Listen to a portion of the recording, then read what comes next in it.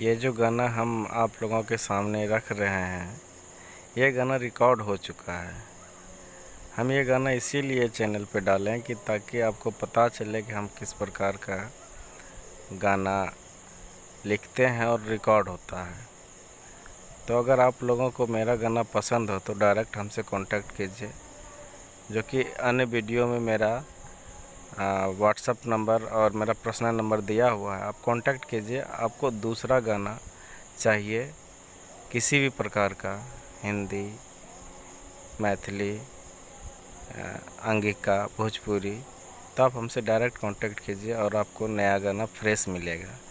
यह गाना रिकॉर्ड हो चुका है, रिलीज़ भी हो चुका है, जो कि आप चैनल पे जा कर के देख सकते हैं कि लिंक डिस्क्रिप्शन में मिल जाएगा। सुन सुन के सनम हर जाई, हम दिलियो तोरा भुलाई। सुन सुन के सनम हर जाई, हम दिलियो तोरा भुलाई। हाथ पर लिखल नाम तोरा, हाथ पर लिखल नाम तोरा, हम दिलियो सनम मिटाई, दिलियो सनम मिटाई। सुन सुन के सनम हर जाई, हम दिलियो तोरा भुलाई।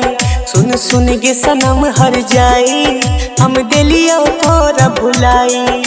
अब तो हमरा प्यार के नाम से भैया डर लागै छै। दिल के हम कहना समझिए, ओकर पीछे भागै छै। ए जान तो हमरा बर्बाद कर दे है, बर्बाद कर। अब तो हमरा प्यार के नाम से भैया डर लागै छै।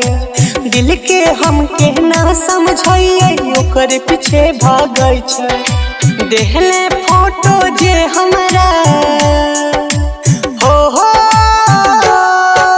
देहले फोटो जे हमरा, दिलियो ओकर जराई, दिलियो ओकर जराई।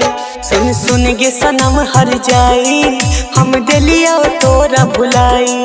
सुन सुन के सनम हर जाई, हम दिलियो